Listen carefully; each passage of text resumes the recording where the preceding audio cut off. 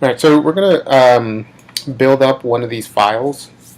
It's something that looks like this, just a very basic rendering, just all done in all white. To get a final that looks something along the lines of this. So we're going to have some trees, some shadows, add a little more color and depth to it. So essentially we started off with this, and we should end off something around this, something similar to this. So in this file, I've started off by opening the rendering for Photoshop. And the first thing that I want to do is I want to change the DPI, because I know when I render something in V-Ray, it gives me a quality of 72 DPI. So I'm going to go to Image, Image Size. Make sure all three of these are linked. I can go to 150, and that gives me something that's 13 by 8. I'm going to go for a high quality one, 300, and it's 6 by 4, which is fine. And I hit OK. So the next thing that I want to do is I have this as my final rendering, but sometimes what I'll do is I'll take a snapshot of the exact same view, and when I'm putting my presentation boards together, I'll have this as a stand-in. Right, so it's the exact same view, and I have this as a stand-in on my board, and then I'll just eventually replace it with my final. But in this case, I'm also going to use this because I know this has the placement of trees, which is also, instead of having to render all this, I can just place it in here. I'm going to drag this into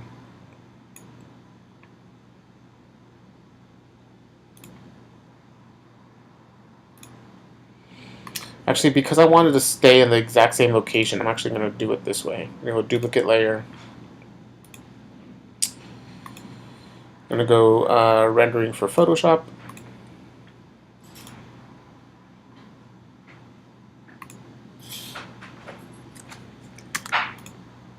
It's slightly smaller, which is okay.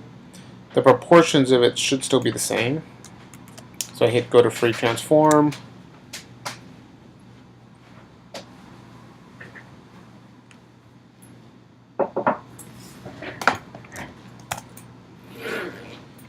And I'm going to put this, I'll just leave it there on top.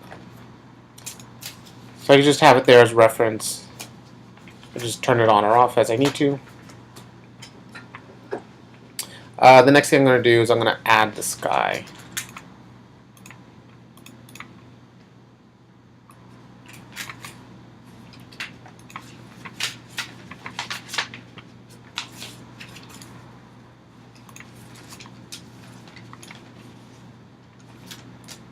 And I'm just going to drag this into there.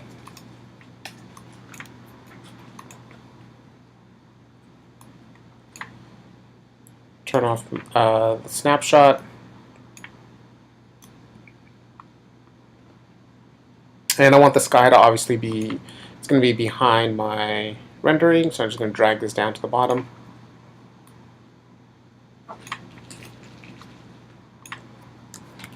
I'm going to hit Control T to make this a little bit larger. And I'm actually going to flip it.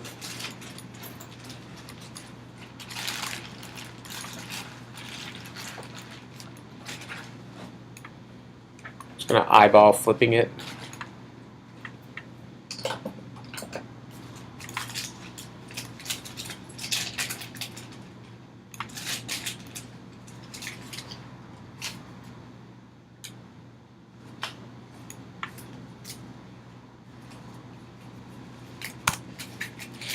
Then press enter.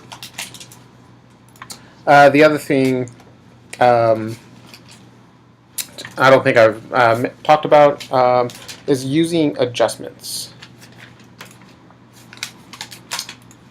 So just to show you how a basic adjustment works, I'll add, say for example, the levels. And for now, I'm just going to tweak it so that it's pretty drastic. It starts to adjust the overall image. So in this case, it added a new layer, levels. I can turn that on or off. If I click off of it, or if I save the file, close it, and then open it up again, it still stays there, and I just have to click on that layer, and this should show up again, and I could always readjust it after the fact. The way adjustments work is, by default, if you just click on an adjustment the way we did, it will adjust everything below that layer. So in this case, the only thing below the layer is the sky, so that's the only thing it's adjusting. The ones above it, it's not doing anything. So if I drag this up, it's now adjusting my rendering and my sky because they're below. Again, it's not doing anything to my snapshot unless my snapshot is below the adjustment. So again, if you just click on an adjustment, just pay attention to where it is within your layers. Let me get rid of these levels. And I'm going to just adjust the sky with a vibrance.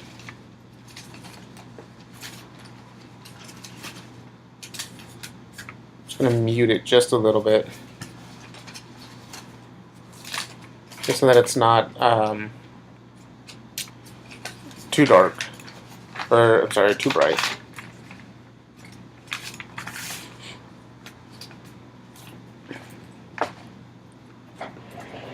So just adjust a little bit more.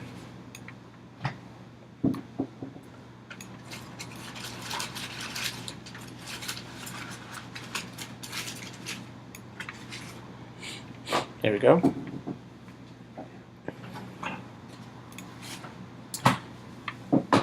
So another way of adding an adjustment, if you only want to adjust a certain part and not the entire thing, is you can pre-select what you want to adjust. So say, for example, if I right-click on my rendering, in my layers, if I right-click on the image, go to Select Pixels, and now I add an adjustment. As soon as I start to adjust this, the only thing it's adjusting is what I've had selected. I can see the rest of it. My sky is essentially being unadjusted, and it gives you a little preview. If you look down here in your layers, it tells you what it is adjusting and what it's not adjusting. So whatever is in white, it's what it is adjusting. So I'm going to delete this, and what I want to do is I want to pre-select my building with my lasso tool.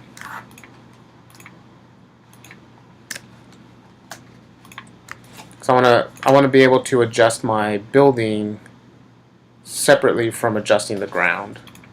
So I have to separate the two. So I just have my lasso tool, and I'm just going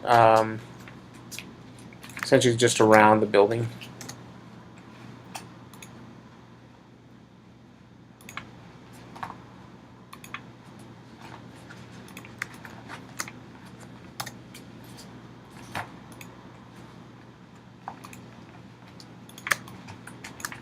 Again, whenever you're using any one of these tools, it's always best just to use one of these shortcuts for your navigation. I'm just using the space bar to make things easier.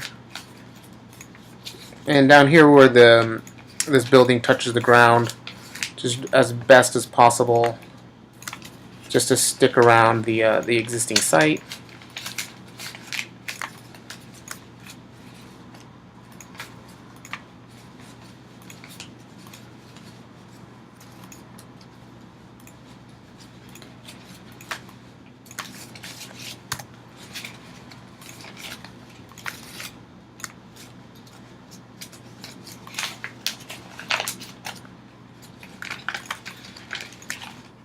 And again, just trying to go around the site as best as possible.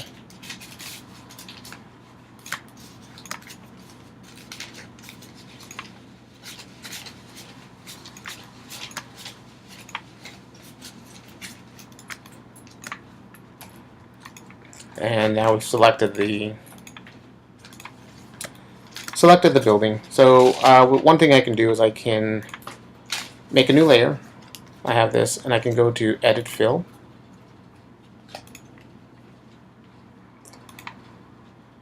I can make it black, for example. Hit OK. And then to deselect it, I just go to Control or Command D. So I now have that on a separate layer. So one thing I can do is I can pre-select these layers, these pixels again, and I can add a different adjustment. Let's see, we'll do a levels. Let's see, we'll add levels.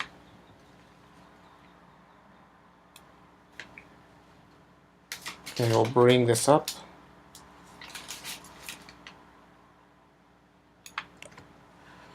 So essentially, if it's done correctly, the only thing we really adjusted is just the building. And the other thing I can do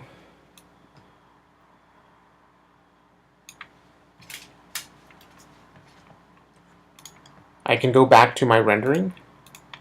I can pre-select it. Select pixels.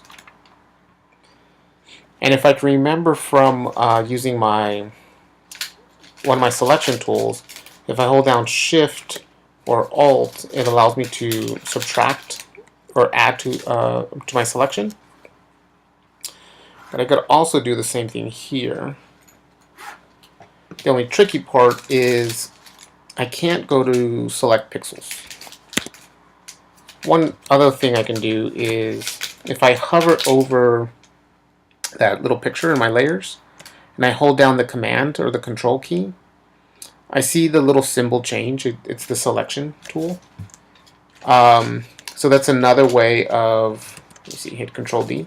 That's another way of selecting the objects. Hit Command or Control and then click on the picture, and it does the exact same thing as select pixels.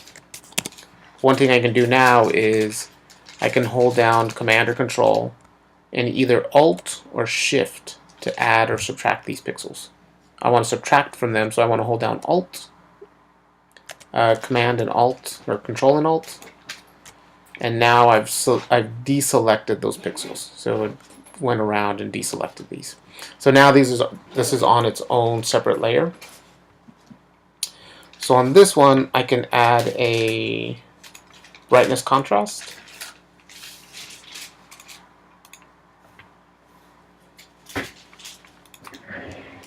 Brightness contrast.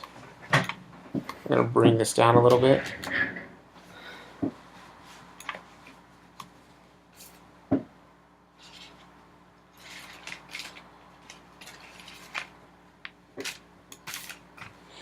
There, just to make it stand out a little bit more.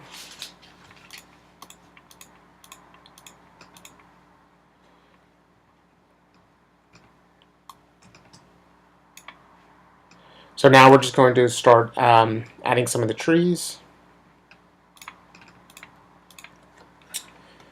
The way these are labeled are the websites that I got them from. So for example, this Illustrator file, I got it from the website All Silhouettes. The tree that we're going to use, I got it from the website Mr. Cutout. So I'm going to just drag this into Photoshop.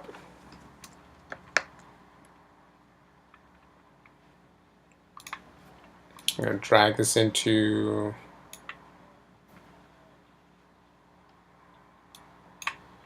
and I'm going to move this up in my layers.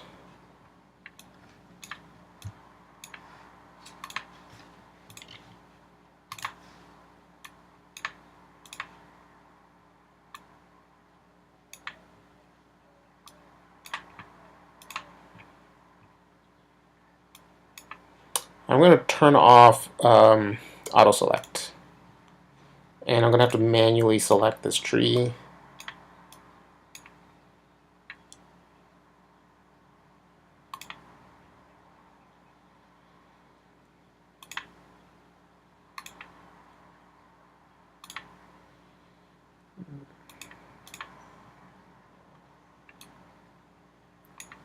me try that tree again.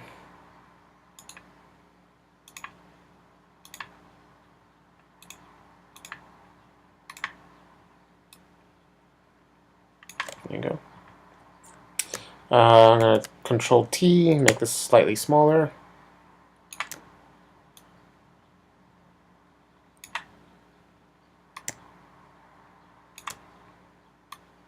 I'm going to flip it.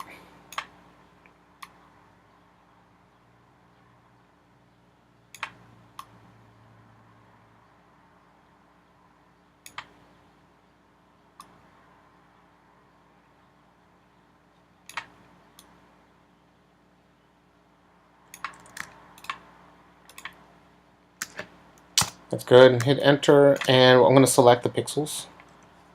So either right click and go to select pixels, or hold down Command and click on the picture. I'm going to delete those pixels.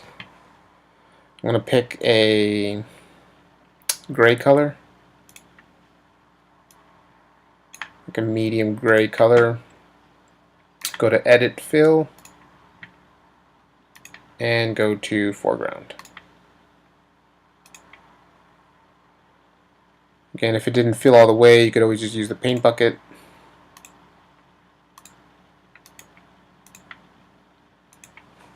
And then Control T. So now I have this as a starting point for the tree. I am going to reduce the opacity of that tree.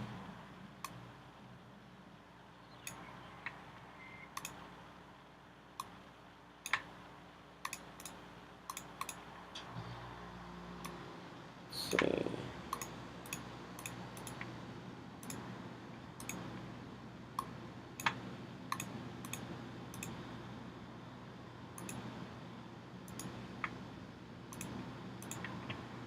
I'm going to bring down the opacity somewhat.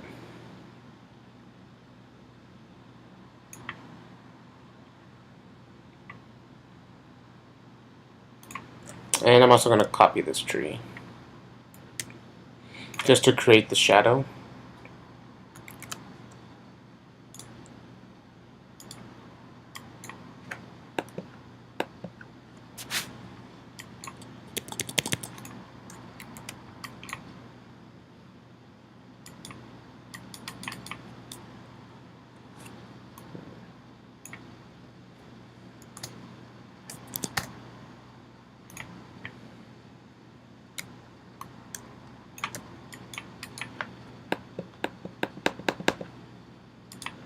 Or maybe not.